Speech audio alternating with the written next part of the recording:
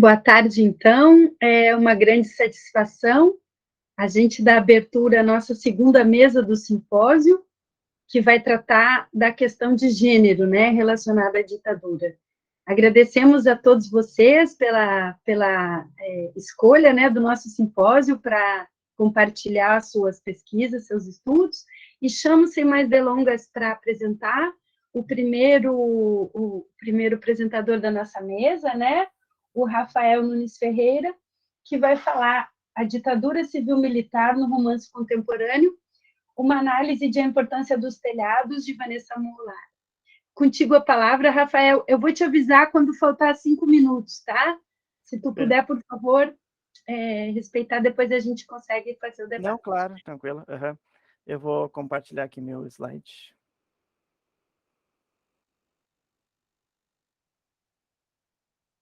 Peraí.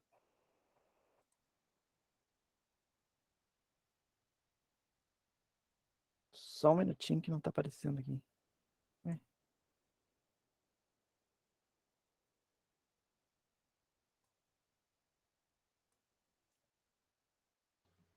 Tu queres alguma ajuda, Rafa? Ah, já deu. Não, você consegue ver o slide? Sim.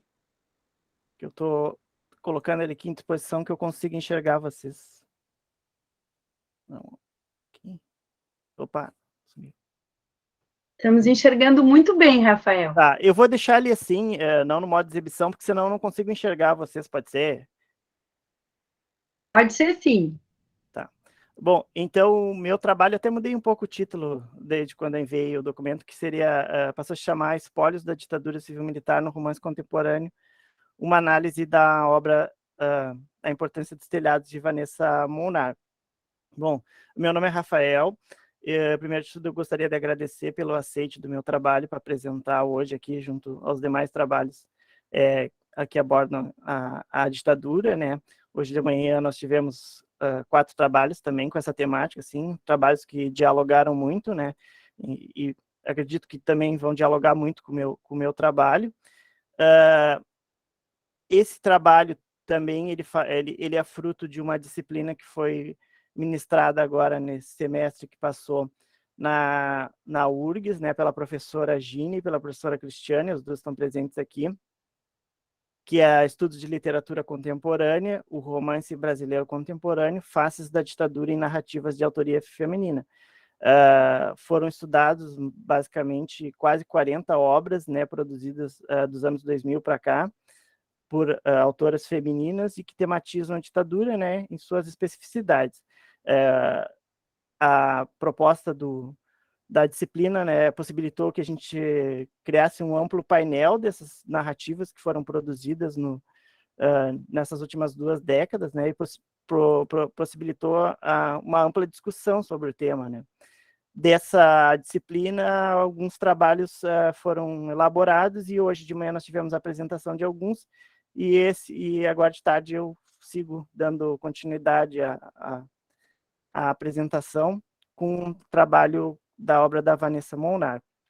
Bom, eu começo com uma citação do Seligman Silva, né, que ele diz que aprendemos ao longo do século XX que todo produto da cultura pode ser lido no seu teor testemunhal. Eu acho que, vendo os trabalhos que vão ser apresentados aqui, né, todos nós já sabemos da questão do teor testemunhal presente na literatura produzida tanto no século XX quanto no século XXI agora, né, especialmente dessas que retratam eventos limite, né, esses eventos que produzem terríveis efeitos na sociedade.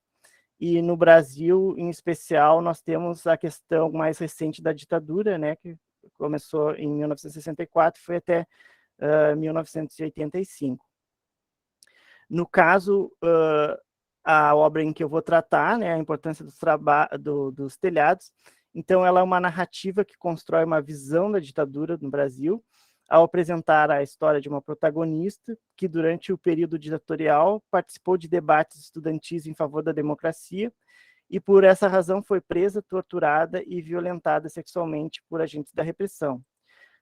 Então, a gente sabe que, durante a ditadura, né, a prática de tortura foi um dos elementos mais violentos do sistema repressivo, né? E que a violência sexual ela constituiu uma prática disseminada desde o início da ditadura, né? Desde os primeiros momentos. Tanto a violência propriamente dita, quanto essa de cunho sexual, ela se instaurou junto com a própria ditadura, não foi algo que foi progressivamente acontecendo ao longo do tempo.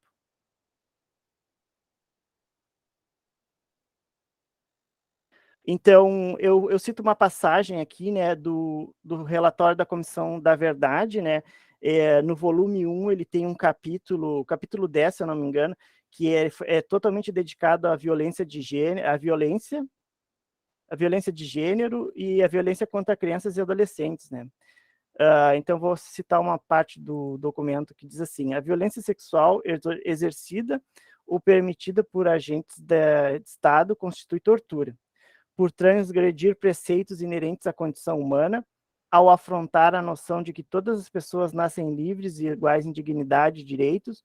A normativa e a jurisprudência internacionais consideram que a violência sexual representa graves violações de direitos humanos e integra a categoria de crimes contra a humanidade.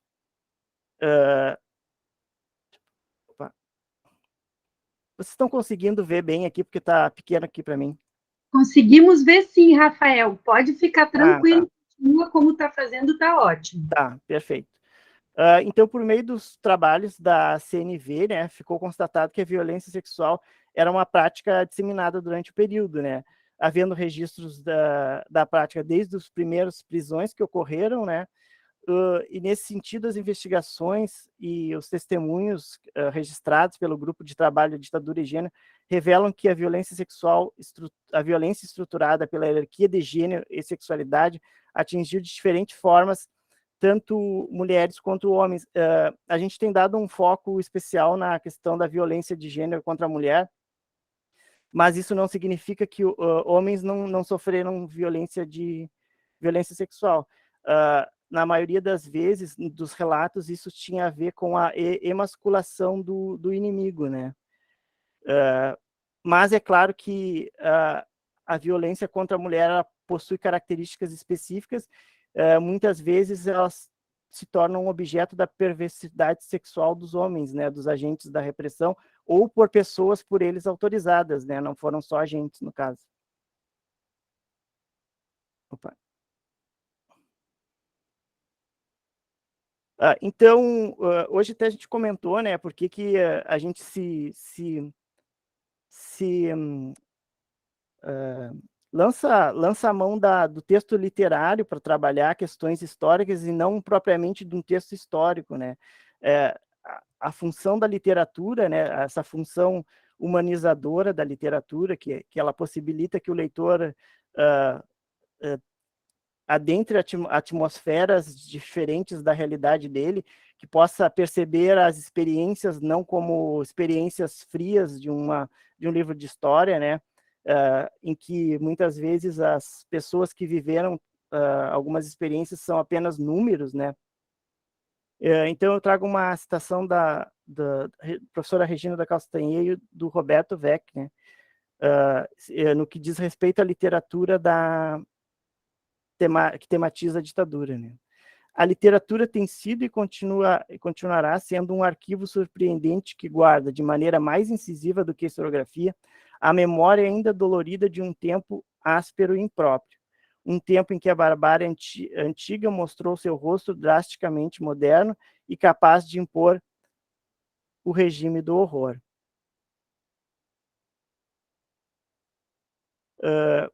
Para situar, basicamente, assim, após a ditadura, e durante a ditadura, algumas obras já haviam sido produzidas, né? Estavam sendo produzidas sobre a temática, e até hoje continuam sendo produzidas, né? E eu acho interessante e didático essa distinção em 3 períodos que a Euridice Figueiredo faz, né? Sobre a literatura que tematiza a ditadura, né? Então ela faz uma distinção em 3 períodos. O primeiro de 64 a 79, né, que é o ano assinatura da lei da anistia. Então, essa aí teria uma literatura mais de teor utópico e distópico, né? E a partir dos anos 80 até os anos 2000, então a gente tem uma literatura mais de cunho autobiográfico, né? Retratando a experiência de presos políticos, né? E também daquelas pessoas que acabaram retornando do exílio após a promulgação da lei de anistia, né? Então, o último período, que é o período atual que a gente se encontra e que tem início ali, segundo essa distinção dela, a partir dos anos 2000, esse seria um período que é caracterizado, né, mais pela abordagem por meio do romance, né, abordando o passado de pessoas tanto ficcionais quanto reais. No caso da obra que eu vou tratar, é uma obra de cunho ficcional. A, a autora, Vanessa Molnar, eu não consegui verificar a idade dela, ela tem pouca informação dela na internet. Eu não sei qual é a idade dela, mas ela é uma pessoa que não experienciou a ditadura, né? Ela não é uma sobrevivente, não foi presa nem nada. E ela resolveu abordar a temática pelo viés ficcional, claro, totalmente baseada em fatos que nós hoje sabemos comprovados por meio de testemunhos e, inclusive, documentos oficiais. Então, a Vanessa Molnar, ela é uma escritora que possui formação acadêmica, né, em História e com mestrado em Estudos Culturais. Ela tem uma produção bem pequena, né? Na verdade, ela publicou um livro, uma coletânea no ano de 2008, intitulado Crônicas de uma Tara Gentil. Após um hiato de mais de 10 anos, ela voltou a publicar A Importância dos Telhados, que essa obra foi vencedora do Prêmio CEP, né, Nacional de Literatura, na categoria romance, que é a obra a qual eu vou falar. E após, no ano seguinte, acho que acredito, devido ao sucesso desse retorno dela à escrita literária, ela publicou A Rota dos Ratos, né, que também é uma narrativa que aborda a ditadura e além de questões relacionadas à sociedade brasileira na atualidade, né. Então, sobre a importância dos telhados. É uma obra que estruturalmente ela é dividida em 60 capítulos pequenos, capítulos que variam de uma extensão entre 1 a 3 páginas, em média, alguns têm 4, no quais se alternam episódios do presente e rememorações do passado da protagonista. A protagonista da obra se chama Ellie, né? Ela é uma educadora de 67 anos, ela é aposentada, e que ela vive uma vida solitária, mora só ela na casa e ela aparentemente vive uma vida comum como igual a de tantas outras pessoas. É interessante que o deslocamento narrativo, né, que intercala essas temporalidades entre o presente da narradora e o passado dela, se dá a partir da relação dela com personagens específicos na história, né? Então, no presente da personagem, né, ela vai ter a companhia de uma jovem, Marã, e de um morador de rua chamado Jeremias. E o passado dela, embora hajam outros personagens, está mais relacionado a alguns personagens, principalmente a Ana, que é uma amiga dela da época da faculdade, também foi colega dela de trabalho, que era professora. Chico, também outro colega da faculdade. E os familiares, aí a mãe, pai, irmãos e os avós dela.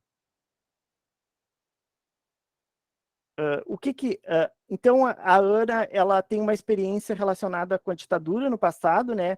Porém a vida dela no presente como eu disse, é uma vida comum de alguma professora aposentada, solitária, que vive o cotidiano comum de qualquer outra pessoa.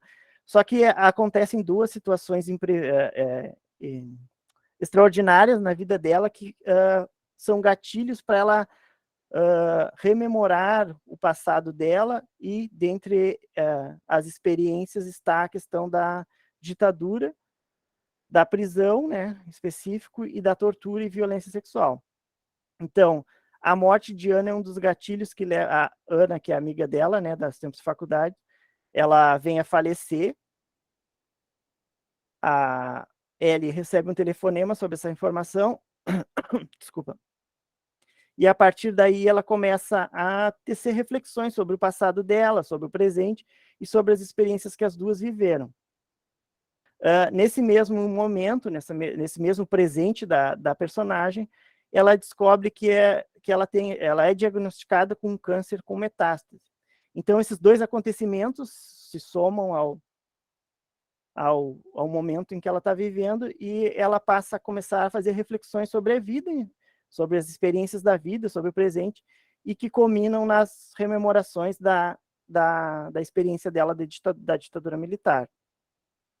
Aqui tem uma passagem que explicita isso.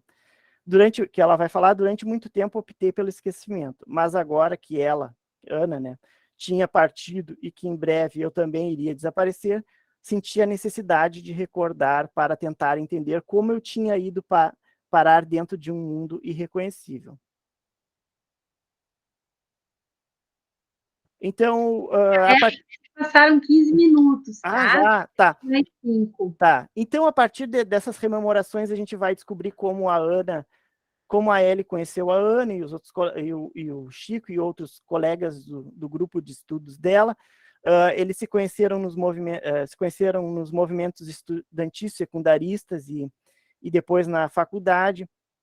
A partir dessa participação deles em grupos de estudo.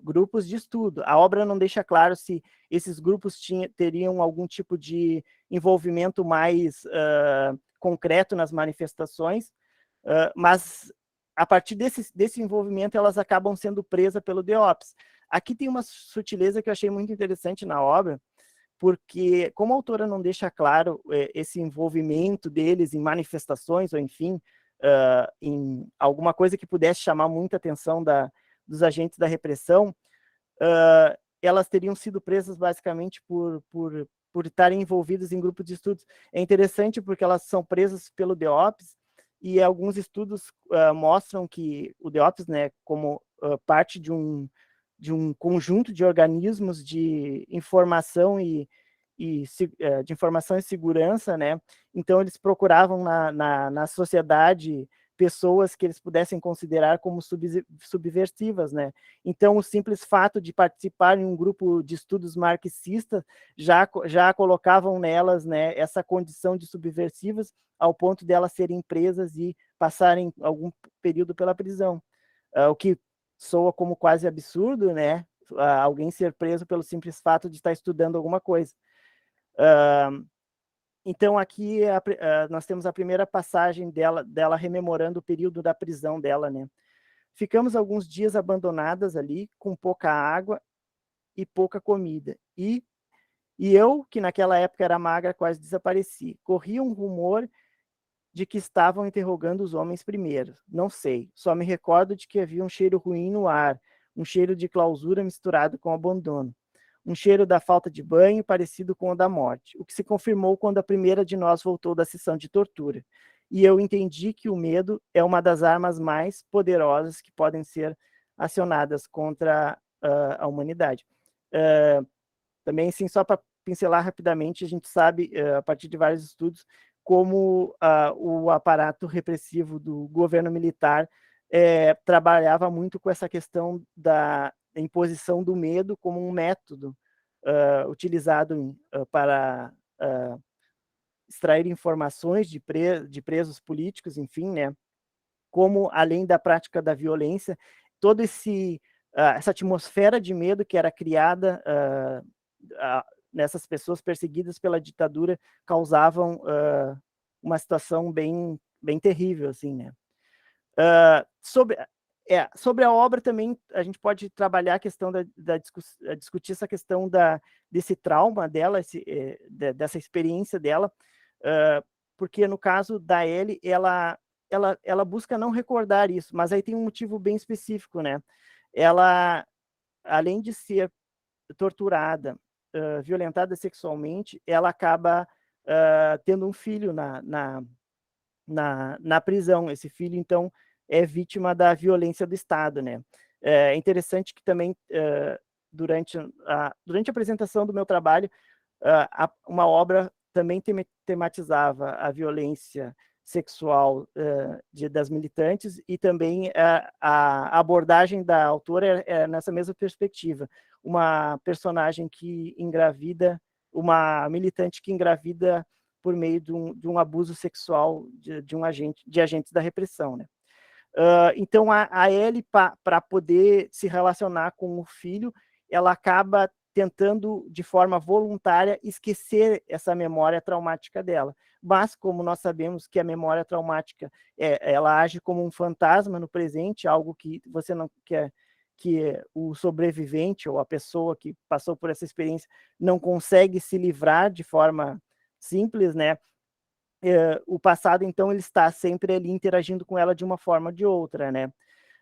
E também, durante as passagens da narrativa, a gente consegue perceber como essa memória ela é muito traumática para ela, de forma que se reverbera até em sintomas físicos para ela, quando essa lembrança vem a ela.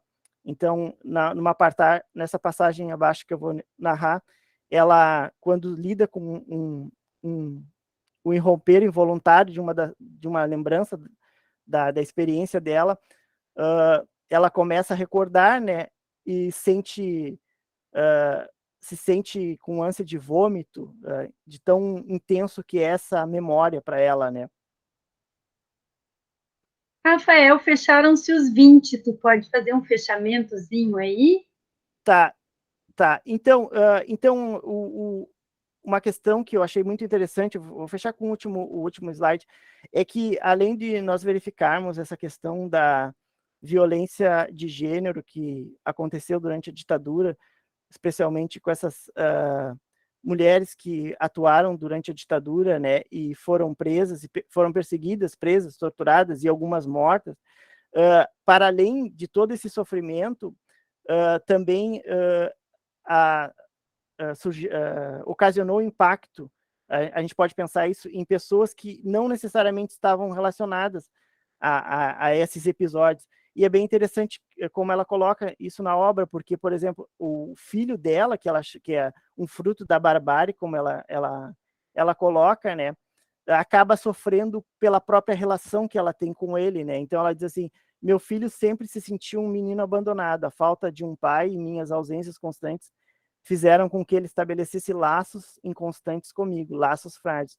E aí eu sempre gosto de citar a questão uma passagem do Jaime Ginsburg, que é interessante porque mostra que a ditadura, assim como outros eventos desse porte, eles não só agem diretamente naquelas pessoas que estão envolvidas nos episódios, mas ela acaba se espalhando pela sociedade, pelos familiares, por pessoas que estão próximas dele.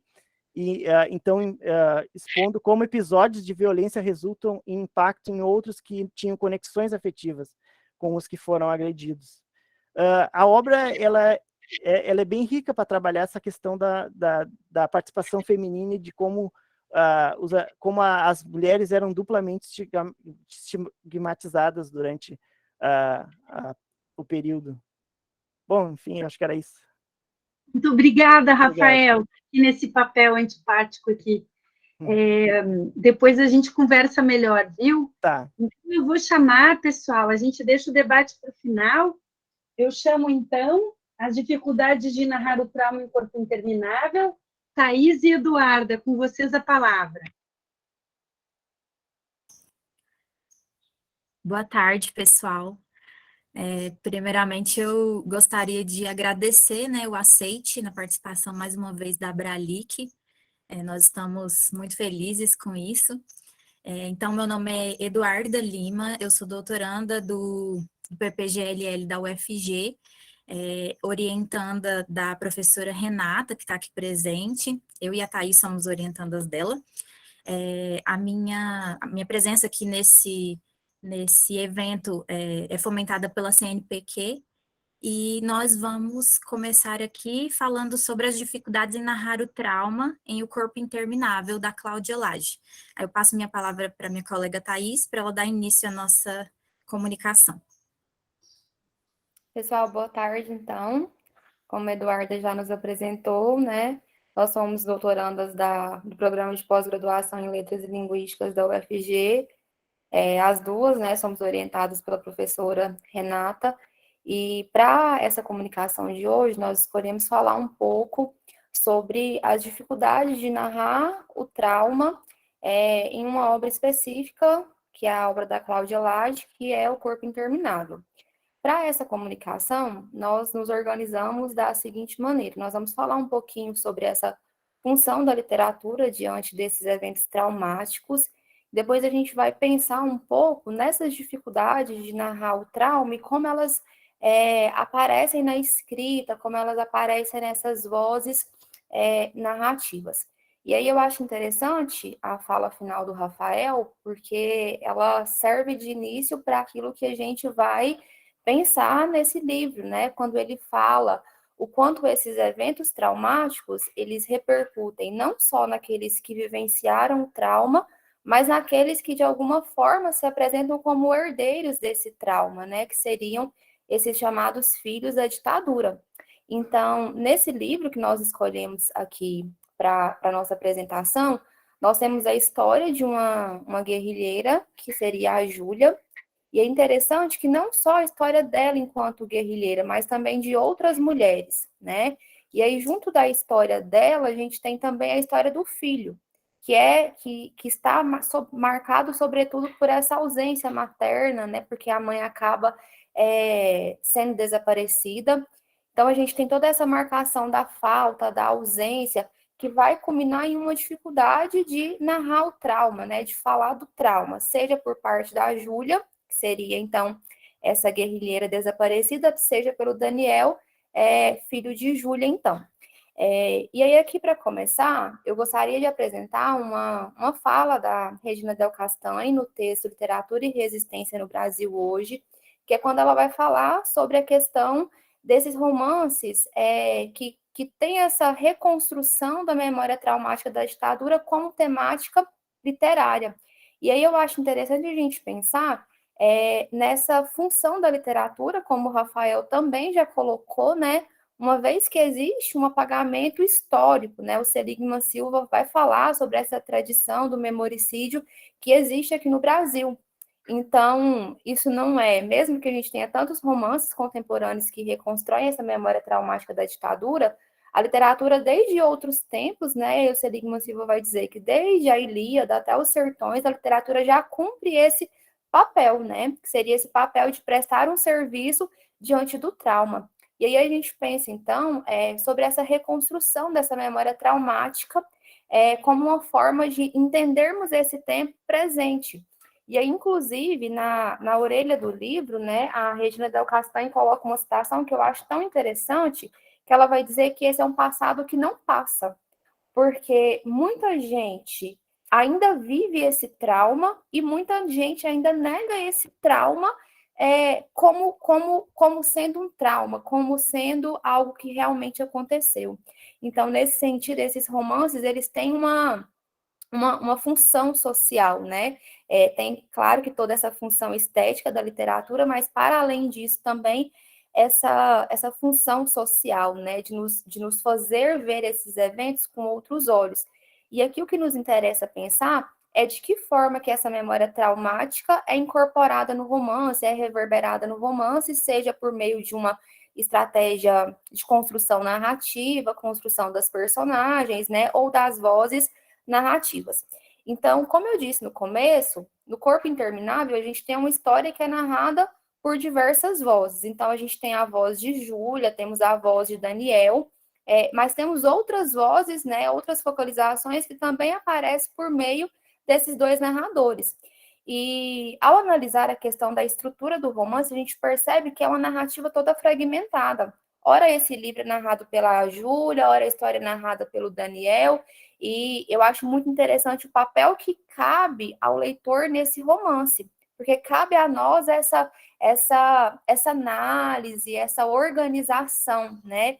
E aí a gente entende que essa narrativa fragmentada seria justamente o espelho dessa dificuldade de narrar o trauma. A Eurídice Figueiredo vai dizer que a escrita do trauma é uma escrita que é fragmentada e é lacunar, não tem como narrar um evento traumático, né? Não há essa possibilidade de uma forma homogênea, né? Então a gente percebe que é próprio do trauma, é próprio daquilo que foi traumático, esse interdito, né? Essas lacunas, essa narrativa lacunar. E longe disso ser um problema no livro, isso é justamente o que nos chama a atenção, porque a autora consegue trazer para o plano da escrita aquilo que seria, né, de uma ordem material.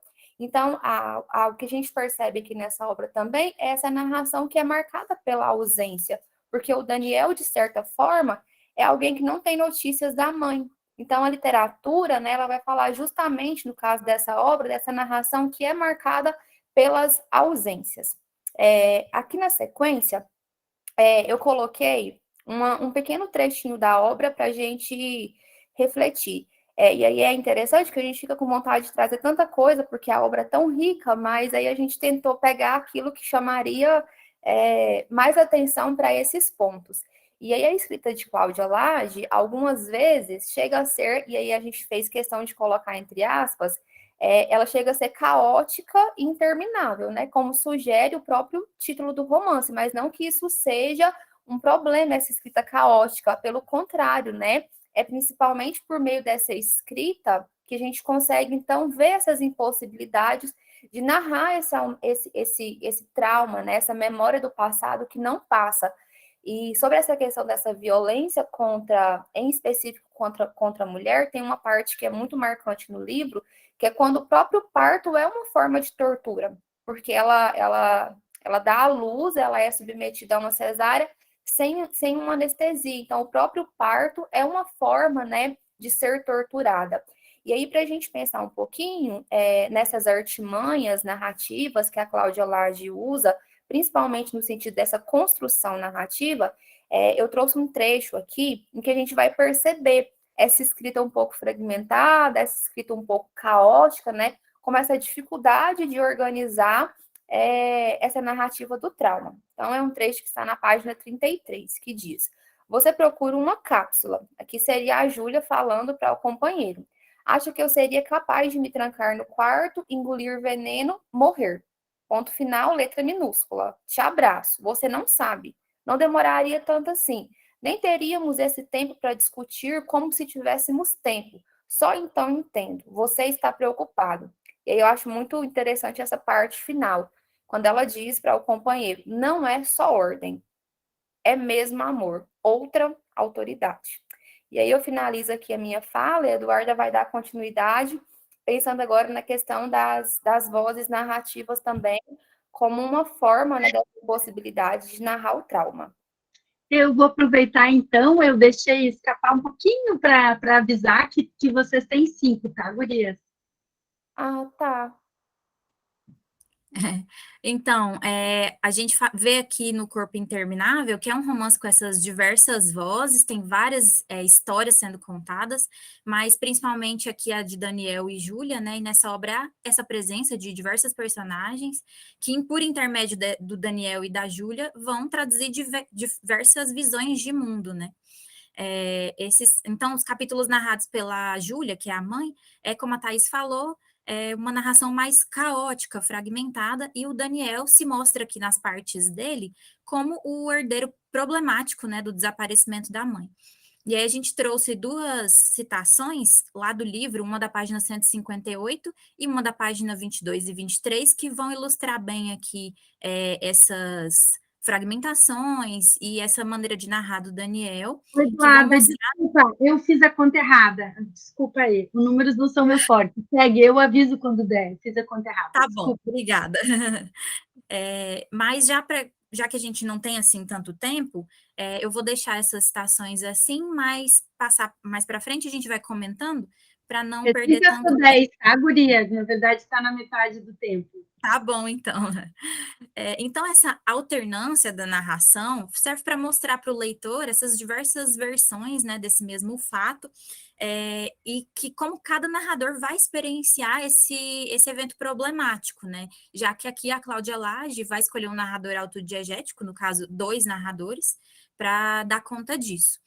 Então, a gente pode afirmar que quando a narração é da mãe, o que se percebe é uma dificuldade, né, de narrar de modo lúcido, de modo íntegro, já que, como alguém que foi torturada, há uma narrativa da dor, né, dessa forma de narração que chega a ser inarrável, né? Então, por sua vez, o Daniel, enquanto herdeiro dessa tortura, dessa ausência materna, ele também vai sentir, ainda no momento presente, uma dor sofrida pela mãe, pela genitora. Então, no romance, o que a gente observa aqui é uma memória traumática, marcada não apenas por essa lembrança de um fato, né, mas principalmente pela falta, como a Thais já falou, né, por essa perspectiva também que vai dialogar com a ideia de rastro da Jeanne-Marie Guillain. Então, a gente entende aqui que o Daniel vai narrar essa trajetória e os traumas dos tempos ditatoriais, buscando mais informações sobre a mãe, porque ele faz isso já através do pouco que ela deixou, do pouco que está materializado ali para ele. Por exemplo, como no livro Alice, que ele encontra. A mãe dele deixa, né, esse livro com partes escritas, com passagens escritas nas bordas do livro, e esse é o rastro pelo qual o filho vai tomar um ponto de partida, né, para narrar sobre os fatos já ocorridos. Então, para além disso, o que sobrou da mãe não o confortava. Pelo contrário, era apenas mais uma lembrança do trauma, mais uma lembrança vívida do trauma. E aí a gente tem uma citação da página 43. Vê, Thaís, se você consegue, não sei se é esse aí mesmo, em que ele vai contar que não adianta ele estar ali deitado na cama da mãe, ele vê a foto da mãe com o sorriso que ela mostra ali, porque ele tem dúvidas, ele não sabe o que aconteceu de verdade. Ele não sabe se a mãe vivia sorrindo ou se ela só sorriu para a foto, enfim. Então, esse é o verdadeiro sofrimento desse filho, que não consegue imaginar a mãe como uma pessoa que se pode encontrar na esquina, uma pessoa que existiu realmente, né? Então, Daniel, em O Corpo Interminável, ele vive após esses anos de chumbo, mas também experiencia a memória da ausência materna, que leva a pesquisar sobre essas histórias das torturas, né, ditatoriais. E a mãe do Daniel, ela é dada como desaparecida pela polícia, pelo avô que o cria, mas que essa relação aí do avô, por exemplo, com o Daniel é marcada pelo silenciamento, né? E o avô não dá notícias, não fala dela, talvez por vergonha da filha ser uma militante, ou por essa falta, justamente, né, por essa ausência da filha. Então, a partir desses silêncios, e do pouco que o Daniel tem, o rapaz ele começa a ir à biblioteca para pesquisar mais sobre esses ocorridos do passado, e aos poucos ele consegue escrever o que ele pensa, mas principalmente escrever sobre a falta, né, sobre esse sofrimento de herdeiro da tortura, herdeiro desse desaparecimento, da falta materna, da dor, de todo esse trauma. Então, todo esse trauma é, de certa forma, transmitido para Daniel com o decorrer da vida dele, porque ele é da Júlia, ele foi vivido pela Júlia, mas que essa narrativa, mesmo fragmentada dela, vai moldar a história dele, né? Então, aí a gente também tem uma outra citação, tá na página 36, em que o Daniel vai falar sempre em terceira pessoa dele, né? Ele é essa criança que foi arrancada para a mãe, mas de certa forma parece que ele não consegue se dizer ali naquele momento. É essa dificuldade constante de falar dessa história dele, né? Dessa história traumática. Então ele vai falar: a criança é arrancada da mãe, um gesto permanece, esse acontecimento marca tudo que virá depois. Aí no finalzinho, ó, como escapar disso, mesmo pretensiosa e ridícula, ingenuamente romântica, como escapar dessa afirmativa impressa com papel e tinta na gaveta, porque é mais ou menos dessa maneira que ele consegue ver, né, toda essa sua história. Então, face a essa realidade traumática, o avô, então, como eu já falei, por esse remorso de ter denunciado, principalmente por ter denunciado a própria filha, ele vai elaborar esse plano de anulação do passado. E essa obsessão do neto de entender e tentar, né, questionar essa memória para que ela não se apague, vai falar, por exemplo, como o Seligman Silva, que a principal tarefa que coube aos sobreviventes foi a de construir a posteriori esse testemunho. Então, os trechos aí que eu coloquei, que vocês estão vendo agora, vão mostrar essa escassez de informação e da persistência do Daniel, né, na voz da sua própria história. Eu também não vou fazer a leitura total dessas citações por conta do tempo, mas aqui ele está falando sobre os apagamentos, né, do avô, desse silenciamento, e em que ele se sente isolado nisso, e também falar que ele não conhecia, por exemplo, o rosto do pai dele, que ele só conhecia a mãe por uma fotografia, e enfim, é mais ou menos nesse sentido. Então, sobre isso, a Ganheban também, ao falar desses processos em um diálogo com a teoria freudiana, vai apontar para uma elaboração, perlaboração ou travessia, que são aplicados a uma questão de memória coletiva, né? Que por um tempo a memória traumática pode ser esquecida e ignorada, o que vai gerar tragicamente essa repetição. Então aí, ó, nessa citação de Ganheban, ela fala que políticas de anistia, de perdão, de graça, instauração de comissões de pesquisa ou investigação sobre os acontecimentos do passado, processos igualmente de não elaboração, de recusa ou de recalque coletivo, geram repetições, denegações e volta violenta do recalcado. Então, em relação ao romance, a gente verifica o que pontua Ganheban em que Daniel não consegue lidar com esse passado, que para ele é esse presente traumático, o que leva a sempre retroceder e a procurar notícias da mãe, entender como aquilo aconteceu, o que aconteceu de verdade. Isso vai se dar dialogando com as ideias de Seligman Silva, porque o trauma é caracterizado por ser essa memória de um passado que não passa, como a Thaís já tinha mencionado anteriormente. O que parece é que, de fato, o protagonista ele está numa tentativa dessa perlaboração, né? Trabalhando na travessia desse trauma, o que pode refletir a própria situação do nosso país, né? Uma nação traumatizada que ora olha para o passado, ora olha para o presente, mas que ainda está nesse processo aí de travessia.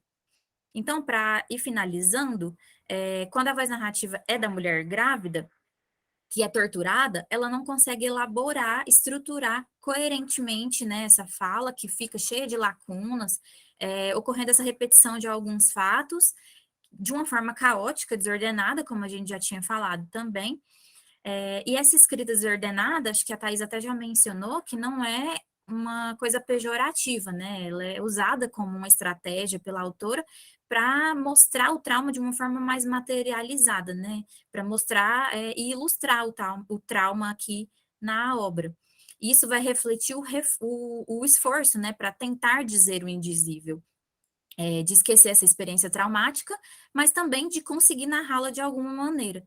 Então, aí a gente tem a última citação, em que, na página 159, e aí fala assim: olhava o meu tremor, olhava o meu ventre, olhava para algo que tentava desvendar. Talvez tenha pensado, estamos as duas no mesmo abismo. Aqui é a Júlia conversando com uma outra mulher que está presa com ela num apartamento, né? Elas estão nesse momento lá e já houve a tortura, enfim. E aí a moça passa a mão na cicatriz dela e fala: você realmente engravidou, você teve um filho.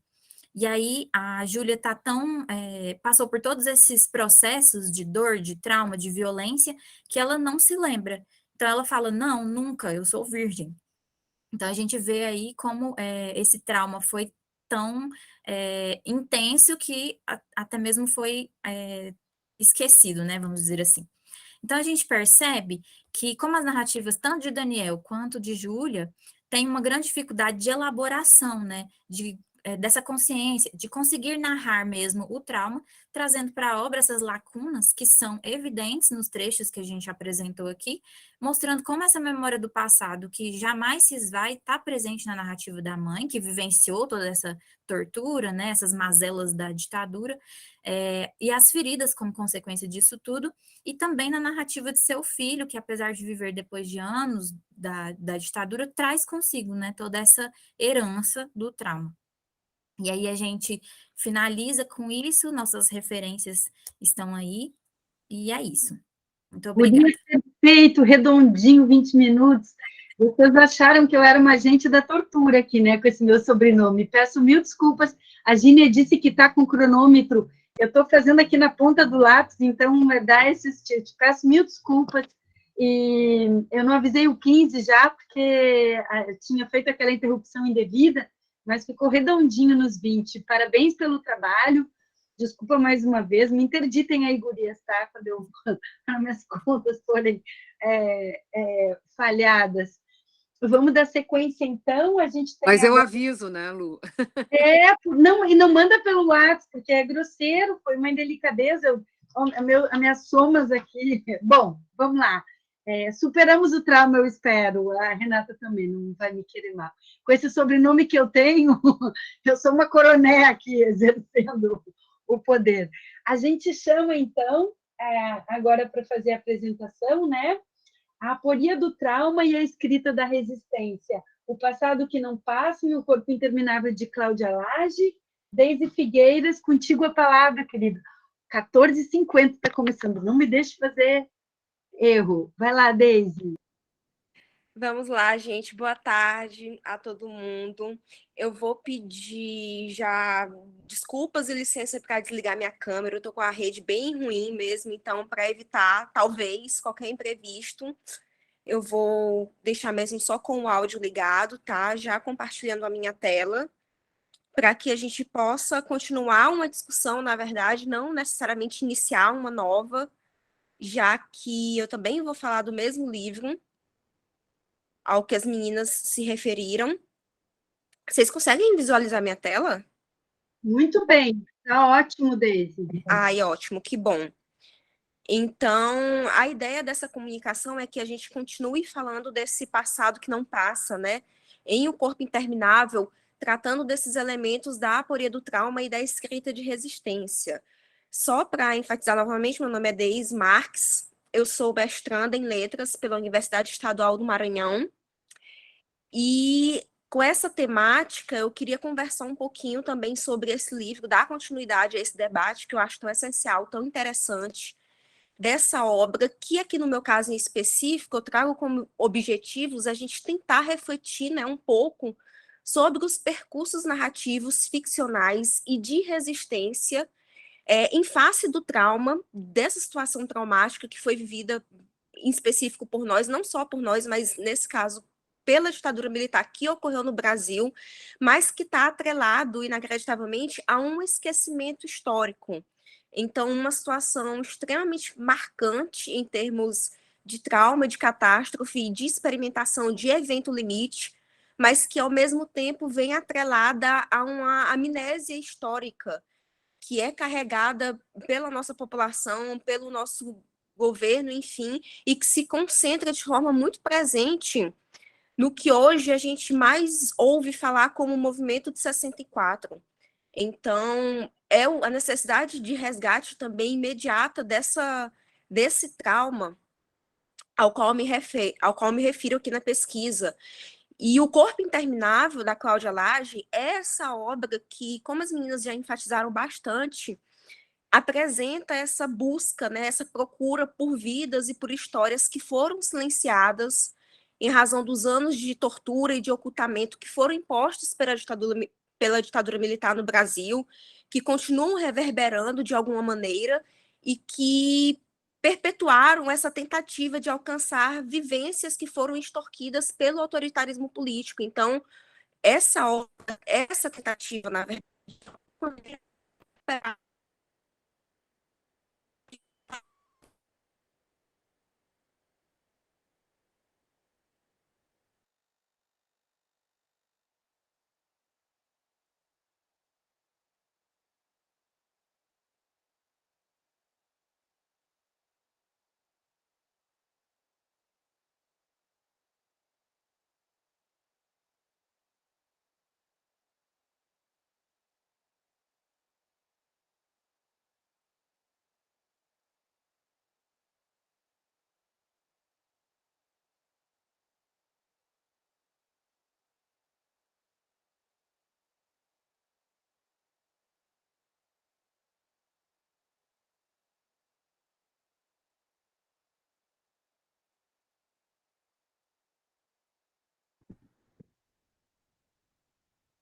Eu vou ver aqui com a Deise, que eu tenho o contato dela. Ah, ela conseguiu entrar novamente. Perdão, gente, acabei caindo. Vocês me escutam bem novamente? Agora sim. Muito bem, querida. Ótimo, vou recompartilhar aqui. Ótimo, mas como eu falava, a Cláudia Lage, ela é essa autora que, como a Thaís mencionou, inclusive é herdeira desse trauma, então ela carrega consigo esse papel também, enquanto ficcionista, de resgatar resquícios dessa história que, de alguma maneira, tenta ser apagada por essa amnésia coletiva que é carregada na nossa sociedade e trazida pelo nosso governo. É uma autora que já possui uma certa abrangência literária, tem outras produções, outro romance, coletânea de contos, coletânea de crônicas, e, além disso, é roteirista e professora de escrita criativa. E Um Corpo Interminável, nós temos esse livro que é ambientado na perspectiva de pelo menos 3 narradores. A gente não tem a noção exata de quantos narradores são, porque nós temos a Júlia, que é a mãe do Daniel, que também é um narrador, mas nós temos também a Melina, que pode-se pensar nela como uma forma de narradora que fala através do Daniel, e, além disso, uma terceira ou terceiras pessoas que se revezam nessa narrativa que vai se materializar por várias vozes que se intercalam e que, por muitas vezes, não são identificadas, e por isso essa dificuldade da gente precisar um número mais eficiente de narradores, mas que conversa muito bem com o que a gente tem em termos de vítimas da ditadura militar. Então, é um número impreciso que abrange talvez muito mais do que aquilo que a gente imagina. Mas, por hora, a gente pensa nesse intercalamento de narradores que vem do Daniel, que é esse filho de uma desaparecida política, que, quando já adulto, tenta reconstruir a história da sua mãe. Tem a Melina, que, por outro lado, por mais que não seja essa narradora direta, ela representa um outro viés de perspectiva dessa história, porque ela é filha de pais que ela imagina que, na época, ignoraram as atrocidades que eram cometidas contra aqueles que se opunham ao governo. E, nesse intercalamento das vozes, a gente tenta buscar, como leitores também, fazer uma leitura desses indivíduos que foram silenciados e que, até então, naquele momento, não tiveram a oportunidade de ter essa voz. Muitos foram desaparecidos ou faleceram sem ter essa oportunidade. E até o momento a gente persegue ainda essa história traumática. Então, a própria Cláudia Lage, na página 51, fala dessa necessidade de reescrita e de por que repetir essa frase já escrita, por que se repete uma frase ou qualquer coisa, porque o que a repetição traz que já não existe na primeira vez. Então, por que recordar essa história? Por que recontar a ditadura militar? Isso que, teoricamente, cronologicamente, a gente poderia pensar que já ocorreu há um tempo relevante, mas que continua se repetindo. E por que repetir? E por que ecoar essa história também na literatura? Então, nesse trecho aqui em específico, por exemplo, a Cláudia Lage, por voz do Daniel, mas também se referindo à Melina, fala, olhava demoradamente as páginas, como se as registrasse mentalmente. Já eu desviava logo os olhos, como se pudesse esquecê-las. Só depois, muito depois, consegui escrever. Ainda assim, me sentia como se cometesse um equívoco, um grande equívoco, como se forçasse aquelas pessoas tão reais, tão vivas dentro de suas lutas, desaparecimentos e mortes, a se tornarem meras referências de um texto, ou pior, personagens, meus personagens, como se eu impusesse a elas, depois de tudo que viveram, algo tão frágil, capaz de se desmantelar ao menor sopro, a minha insistência. Deise, deu uma falhadinha. Retoma, por favor, a tua última frase. A gente está te acompanhando bem, mas teve uma quebra. Tu me escuta, Deise?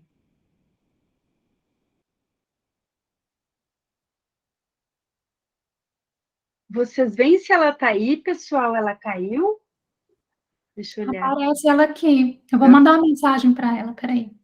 Quem sabe ela para de compartilhar, que aí não fica tão pesado. Às vezes a gente fazia assim, né? Quando está muito pesado, tá? Né? A apresentação também das gurias é tão bonita, em duas. Não, claro que é ótimo para nós que estejam compartilhando, mas Sim, te entendi, Gínia. Vamos ver. às vezes fica mais leve já que está vendo esse problema. Vamos aguardar. Ela caiu, aí eu acabei de mandar mensagem para ela. Vamos ver se ela consegue observar. Ah, voltou. Desculpa, voltei. Bem-vinda, não tem problema nenhum. As falhas tecnológicas acontecem nas melhores famílias. Me desculpem, imagino que vocês possam estar perdendo um pouco da apresentação, mas a gente também vai ter um tempo, acho que, para debater. Muito bonita, Talvez... fica bem tranquila. Ai, obrigada. Mas, enfim, eu não sei se foi exatamente nesse momento que caiu, mas, como eu dizia, a própria Cláudia Lage, ela se questionou muito a respeito desse processo de escrita e de resgate de uma história que a gente não sabe exatamente como resgatar, até mesmo pelo que Thaís e Eduarda falavam, da inacessibilidade que nós temos do trauma. Então, a Cláudia Lage mencionava de que O Corpo Interminável, de fato, é uma história que nasceu a partir de uma fotografia que existe, uma fotografia que a autora acessou em 2011, e ela disse que essa imagem me perseguiu por um tempo. E enquanto eu escrevia, começou a perseguir também os personagens, fazer parte da trama, se desdobrar em outras imagens e narrativas. No início, eu achava que estava escrevendo sobre um cara que investigava a história da mãe, uma guerrilheira desaparecida na ditadura no Brasil. No meio do processo, percebi que estava escrevendo mais sobre as lacunas deixadas por esse desaparecimento do que reconstruindo uma história. Agora vejam que foram as tentativas do personagem de reconstruir uma história e seu fracasso nesse esforço que moldaram a narrativa. O livro é sobre essa ausência e também sobre a escrita, essa impossibilidade que a gente tem de se reinventar e se refazer por meio das palavras. E também por essa chave de pensamento da própria autora que eu me questiono e levanto esse questionamento daqui para a gente sobre quais seriam as possibilidades da representação e da ficção de resgatar essas circunstâncias traumáticas, mas que precisam ser rememoradas por força da sua importância enquanto elemento de resistência. E aí a Ganyeban, ela sempre fala desse resquício do rastro como esse elemento que inscreve a lembrança de uma presença que ela não existe mais e que corre o risco de se apagar definitivamente, e talvez justamente por esse risco, por essa ameaça, precisa ser constantemente rememorada e resgatada. E é essa consciência da fragilidade essencial do rastro e da fragilidade essencial da memória e da fragilidade essencial da escrita que faz com que esses elementos eles estejam imbricados de forma tão frágil, mas também de forma tão necessária. Porque é preciso lutar contra o esquecimento.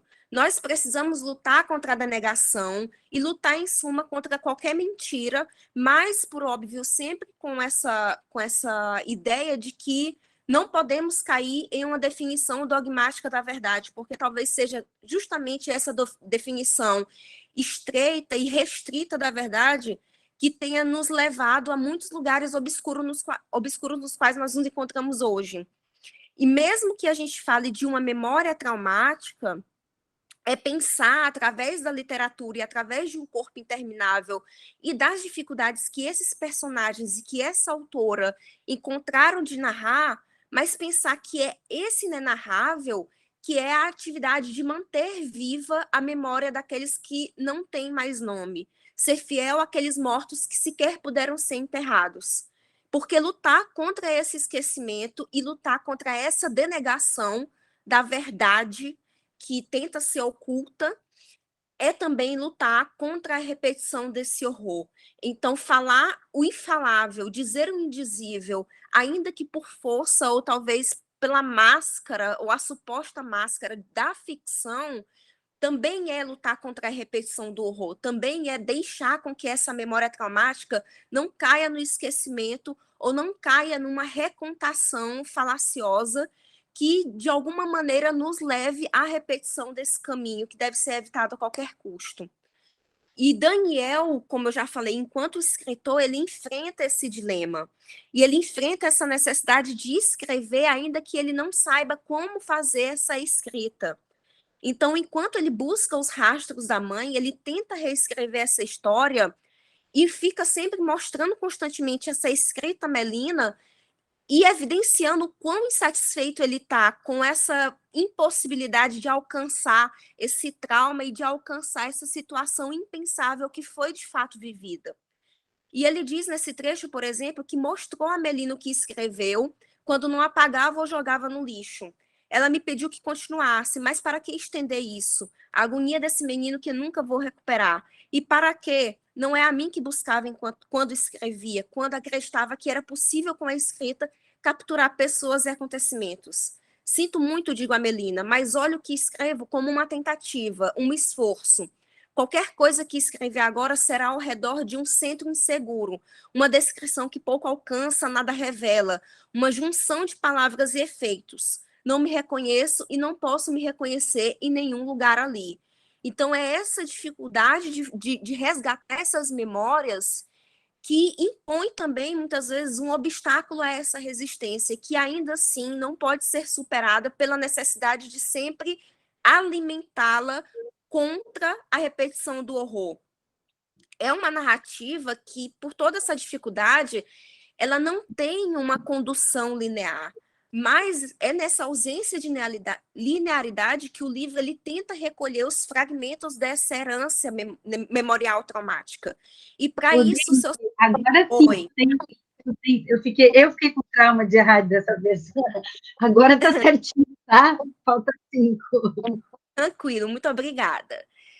E, enfim, nesse livro, os personagens eles vão percorrer essa busca por essa memória, essa herança traumática, ainda que de forma lacunar, porque eles fazem isso como herdeiros desse trauma, pessoas que não vivenciaram de fato aquela experiência, fazem isso como alguém que não conhece, como pessoas que não conhecem essa herança.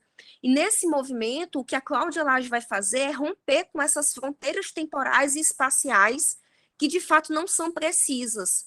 E nesse movimento é esse fazer literário que vai promover a fusão de tempos, que ora é um tempo do passado, ora é um tempo do presente, e ora é um tempo que, enquanto literatura, como elemento em um ato de resistência, pode também definir o nosso futuro.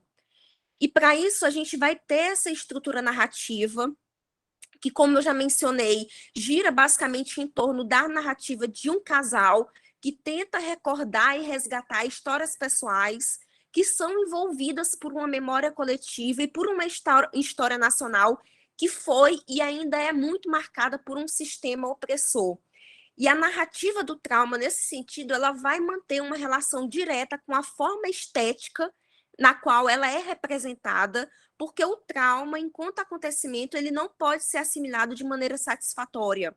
Então, seria talvez um contrassenso ou uma contradição, na verdade, a gente exigir uma narrativa linear de uma história que até hoje é marcada por ausência de preenchimentos. Então, são justamente esses buracos, esses vazios, esses vácuos que são apresentados em um corpo interminável que demonstram a nossa dificuldade e, ao mesmo tempo, a nossa necessidade de resgatar essas narrativas traumáticas enquanto elemento de resistência e a importância de que essas histórias e que essas narrativas ainda ressurjam e sejam ecoadas por esses narradores que são contemporâneos. E, nesse sentido, por narrativas como O Corpo Interminável, nós, enquanto indivíduos, leitores, autores e partes da sociedade, nós talvez possamos ser capazes de recepcionar um evento traumático que ele vai além do limite da percepção humana, que transforma a memória dessa percepção em algo sem forma, que é vago, que é impreciso e ilógico.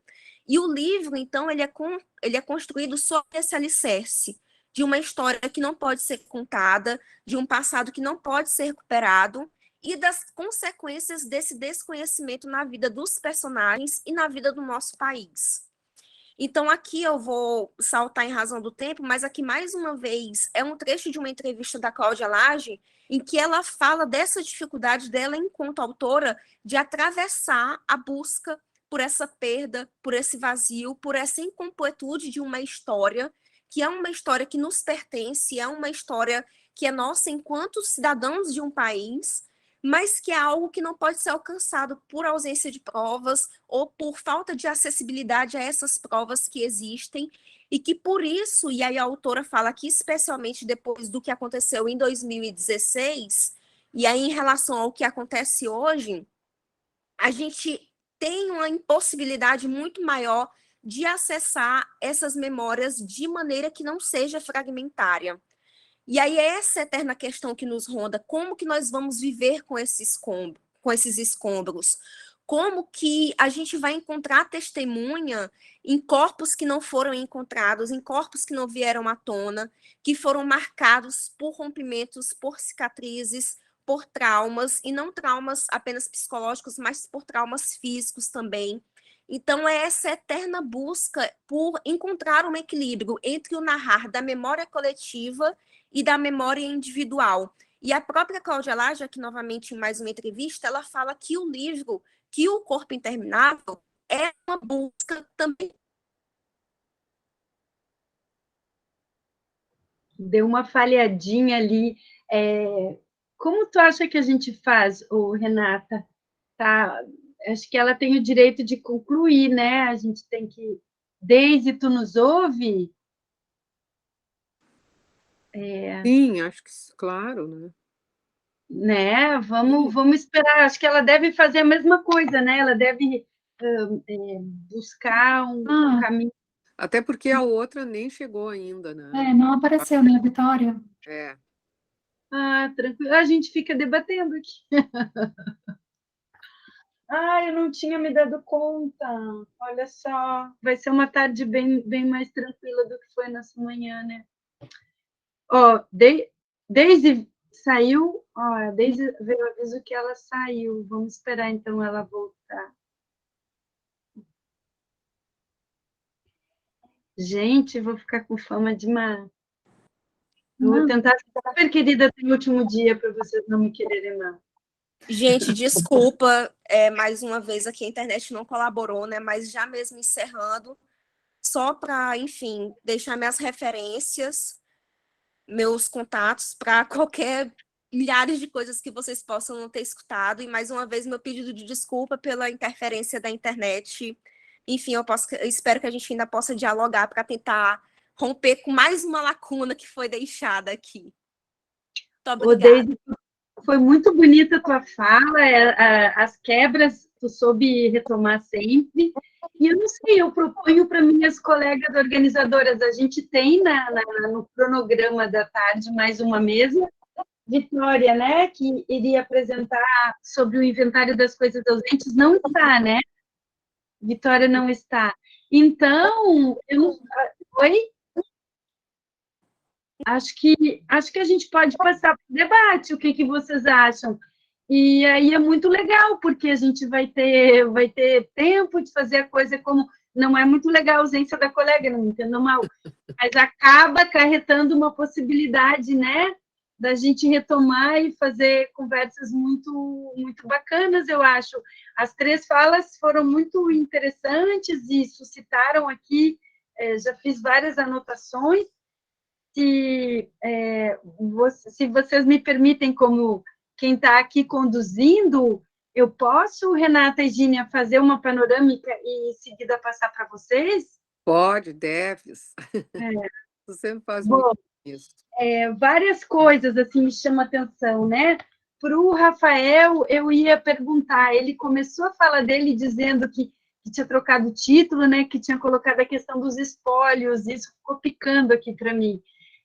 Se tu quiser retomar, o que tu quiser, mas a mim, né, me instiga essa questão, como tu mencionaste aí, já no título da tua fala, a propósito de espólio.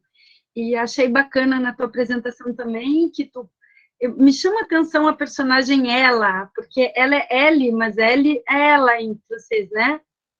Essa personagem, ela, Ellie, surge uma situação que tem a ver com aquela concepção de memória do Benjamin, né? Memória em risco, é quando a amiga desaparece, quando ela percebe que está avançando, né, lá nos 60, que a ideia de contar essa história vem à tona, né? Isso eu achei muito bacana que tu puxaste, né? Esse sentido da memória a partir do risco. E fazendo o gancho já para as outras duas, essa coincidência, né? Que não é uma coincidência, mas esse traço comum do fragmento, que atende, né, a uma necessidade de contar uma experiência traumática, seja ela, né, vivência ou ficção, e é impossível um contínuo, né, nessa narrativa. Portanto, esse traço do fragmento, né, tu disseste capítulos pequenos, eu acho que isso meio dá conta, né, pelo menos desses nossos romances aqui da tarde, se não para um espaço maior de narrativas, mas que acho que para esses aqui, com certeza. E aí, Thaís e Eduarda, eu puxei o caótico e o desordenado da fala de vocês, né? Muito, muito bacana, porque eu acho que o romance dá conta da mímesis desse caos que é a memória do evento. Então, vocês foram muito felizes, vocês disseram caótico, né? Desordenado, mas é porque tem que ser, é uma memória que ela é a partir de rastros, então ela é desconfigurada mesmo, e talvez, né, a Daisy reforçou isso na fala dela, essa dificuldade de reconstruir, portanto, tantos comentários metalinguísticos, né?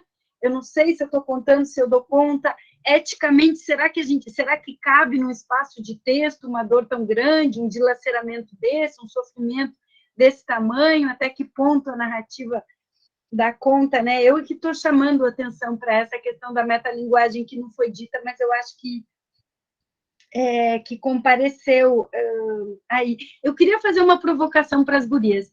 Queria agradecer, né, a presença de Janaína, de Rosane, Cristiane, que vieram de manhã, que estão acompanhando as narrativas da tarde, que é muito, muito bacana, né? É para isso que a gente pensa que venham. Mas eu queria perguntar para as gurias, pode ter sido uma leitura feita minha, mas eu não tenho certeza que aquela mulher com a cicatriz é a Júlia. Eu não diria assim, pode ser que, porque como a gente tem uma pulverização de vozes, bom, tem um filho e tem uma grávida, mas eu fiquei na dúvida se pode ser que seja outra grávida naquele aparelho, né? Eu fiquei instigada em perguntar, vocês têm, para vocês, é a Júlia, em que vocês se basearam? Mas acho que eu já estou falando demais, e só dizer para a Daisy, tu dizes assim, traumas físicos e também psicológicos. A Daisy saiu.